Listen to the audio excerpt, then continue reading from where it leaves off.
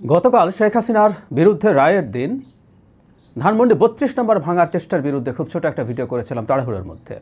সে সময় এটা আসলে ওইটুকু তথ্যই দরকার ছিল, কিন্তু গতকাল ধানমন্ডি ৩২ নম্বরকে কেন্দ্র করে যা যা ঘটেছে সেটা দিয়ে কি আমরা এরকম একটা সিদ্ধান্তে আসতে পারি কিনা বাংলাদেশে পরিকল্পিত মব তৈরির চেষ্টা ব্যর্থ হয়েছে পুরোপুরি। ভবিষ্যতে আর এই ধরনের কোনো চেষ্টা কোনোভাবেই সফল করা যাবে না, এই ধরনের পারসেপশন তৈরি হওয়া সম্ভব। পরিকল্পিত মব কেন বলছি? মবের সংজ্ঞা আমরা যদি পড়ি তাহলে দেখব যে এটা একটা স্পন্টেনিয়াস বিষয়, এটা একেবারেই একটা স্পন্টেনিয়াস বিষয়। এটা জনগণ কোনো একটা ইস্যুতে হঠাৎ করে একত্র হবে এবং তারা আইন রীতির বাইরে গিয়ে কাজ করবে। কিন্তু বাংলাদেশে ৫ আগস্ট পরবর্তী সময় ইভেন তোমার বিরুদ্ধে মব তৈরি করব বলে হুমকি দিতে দেখেছি কাউকে কাউকে, যারা গণঅভ্যুত্থানের সাথে জড়িত ছিলেন। তো ব্যাপারটা এইরকম যে একটা পরিস্থিতি তৈরি করা যেখানে মানুষকে এর মধ্যে ইনভলভ করে ফেলা যায় এবং অন্যান্য মানুষ এসে জড়িত, কেউ কেউ ইনিশিয়েট করেন।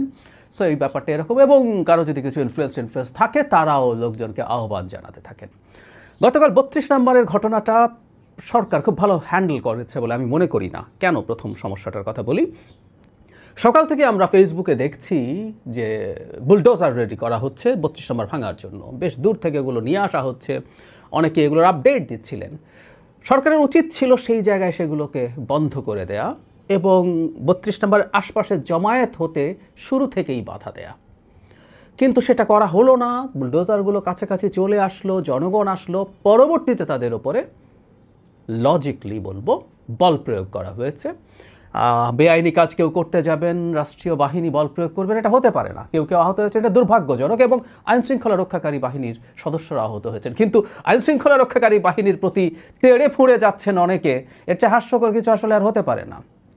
একজন নারীকে আমরা দেখলাম, তিনি আক্রমণাত্মক ভঙ্গিতে পুলিশকে টানা হেঁচড়াও করছেন, জ্যাকেট ধরে টান দিচ্ছেন, এসব দেখেছি। এটাকে কেন্দ্র করে অনেকে বীরত্ব দেখাতে গেছেন। ঠিক হয়নি, কারণ হচ্ছে এই কাজটাই বেআইনি। একটা বেআইনি কাজ করতে যাবে আর রাষ্ট্রের আইন শৃঙ্খলা রক্ষাকারী বাহিনী কিছু করবে না, এটা হতে পারে না। এবং এই পুলিশ শেখ হাসিনার হয়ে গুলি করেছিল, মানুষ হত্যা করেছে, তার অবৈধ ক্ষমতায় রেখেছে, কিন্তু এই পুলিশকে নতুন বাংলাদেশে তার উপর যে অর্পিত দায়িত্ব সেটা পালন করতে হবে। আমরা একটা কথা সবসময় বলি, পুলিশ বল প্রয়োগ করবে, কিন্তু সেটা যাতে ডিসপ্রপোর্শনেট না হয়, প্রপোর্শনেট বল প্রয়োগ করতে হবে। পুলিশের কাজই বল প্রয়োগ করা, প্রয়োজন না হলে না, এবং প্রয়োজনেও প্রপোর্শনেট বল প্রয়োগ করবে। কথাটা রিপিট করছি, ডিসপ্রপোর্শনেট বল প্রয়োগের পক্ষে আমরা নই। আমি জানি না গতকাল ডিসপ্রপোর্শনেট বল প্রয়োগ হয়েছে কিনা। যাই হোক, গতকাল একটা চেষ্টা ছিল ওটাকে কেন্দ্র করে সেনাবাহিনীর বিরুদ্ধে মানুষজনকে লেলিয়ে দেয়া। এই সো-কল্ড এই মব ইনিশিয়েট করেছে। আমরা যতদূর খোঁজ খবর দেখতে পাচ্ছি যে জামাতের কতগুলো প্রক্সি আছে, কতগুলো দোকান আছে। ইনফ্যাক্ট মাহফুজ আলম কিছুদিন আগে মওদুদিবাদের দোকানের কথা বলছিলেন, যেগুলো অলরেডি অনেক আছে, এনসিপির আর এটা হওয়ার দরকার নেই। জামাত বিভিন্ন নামে তাদের দোকান খুলে রেখেছে, এরাই সম্ভবত এটা ইনিশিয়েট করেছে। সাথে আর লোকজনকে পাওয়ার কথা ছিল, এবং ৩২ নম্বরের প্রতি মানুষের যৌক্তিক কারণে ক্ষোভ আছে। এই ক্ষোভটা যৌক্তিক আমি মনে করি, কিন্তু রাষ্ট্র তো আমরা আসলে ঠিকভাবে বুঝে উঠি না। আমরা যখন মবের পার্ট হয়ে যাই তখন আসলে আমাদের ওই যৌক্তিকতা বোধ কাজ করে না। আমরা ভেঙে দিয়ে খেলার মাঠ বানিয়ে ফেলবো। কেউ যদিও জমায়েত যে খুব বেশি ছিল তা না। ইনফ্যাক্ট গতকালের এই জমায়েতের চেষ্টাটা একটা সম্মান পুনরুদ্ধারের চেষ্টা বলা যেতে পারে। গভীর রাতে সেনাবাহিনী কু করতে যাচ্ছে বলে যার জাতিকে রাস্তায় নেমে টেমে আসার আহ্বান জানানো হয়েছিল, টার্কির মতো কিছু একটা ঘটিয়ে ফেলা হবে, কেউ নামেনি। তাতে বোঝা গিয়েছিল ইনফ্লুয়েন্স খুব বেশি না। এখন ৩২ নম্বর যেহেতু খুবই জনপ্রিয় একটা ইস্যু, এটাকে কেন্দ্র করে সম্মান পুনরুদ্ধারের চেষ্টা ছিল, কিন্তু সেটা হয় নাই। শেষ পর্যন্ত আসলে রিট্রিট করতে হয়েছে এবং দেখানোর চেষ্টা করতে হয়েছে যে আমরাই চাইছি আপনারা ফিরে যান। যদি এটা ভেঙে গুঁড়িয়ে দেওয়ার জন্য বারবার আহ্বান, এটা না ওটা না, এটা করো ওটা করো, সবাই যাও, বুলডোজার না হলে রাজমিস্ত্রিরা যাও, নির্মাণ শ্রমিকরা যাও, গিয়ে এটা ভেঙে ফেলো, মিশিয়ে ফেলো। সরকার এই বার্তাটা দিতে পেরেছে, বা আমি মনে করি মাঠে থাকা আইনশৃঙ্খলা রক্ষাকারী বাহিনী, বিশেষ করে সেনাবাহিনী, তার সঠিক দায়িত্ব পালন করেছে, এবং এই দায়িত্ব পালন করাটা খুবই জরুরি ছিল।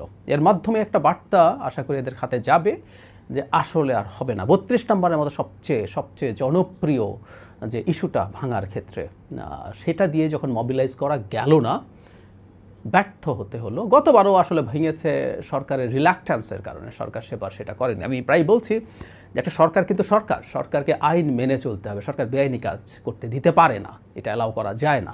এটা রাতের গভীরে কেউ একজন কিছু একটা করে ফেলা, রীতিমতো দিন দুপুরে বুলডোজার নিয়ে গিয়ে এরকম ভাঙবে, এটা বেআইনি কাজ, এটা হতে দেওয়া যায় না। সরকার সেই কাজটা করেছে এবং 32 নম্বরের পর গতকাল এই কথা মোটা দাগে বলা যায়, খুবই জনপ্রিয় ইস্যুকে কেন্দ্র করেও ইভেন হয়তোবা পরিকল্পিতভাবে বিশৃঙ্খলা তৈরির চেষ্টা আর খুব বেশি সফল হবে না। বাংলাদেশে সেগুলোর দিন শেষ এবং সরকারের উচিত হবে এই ধরনের কঠোর আচরণ করা যেখানে এই ধরনের চেষ্টা হবে। সামনে বাংলাদেশে একটা নির্বাচন হতে যাচ্ছে, সেই নির্বাচনকে সামনে রেখে নানা কিছু ঘটানোর চেষ্টা হতে পারে, সেই ব্যাপারে সরকারকে সতর্ক থাকতে হবে। ইভেন গতকালও অত্যন্ত গুরুত্বপূর্ণ একটা দিন, শেখ হাসিনার বিরুদ্ধে রায়, সেই দিনটাকেও খানিকটা মনোযোগ অন্যদিকে সরিয়ে নেওয়া হয়েছে। এমনকি পুলিশ এবং সেনাবাহিনীর মনোযোগ এইদিকে থাকার কারণে আওয়ামী লীগের চোরাগোপ্তা হামলা অন্যদিকে বেড়ে যেতে পারত, এটা আওয়ামী লীগকে আরও সুবিধা দিতে পারত, নানা কিছু হতে পারত।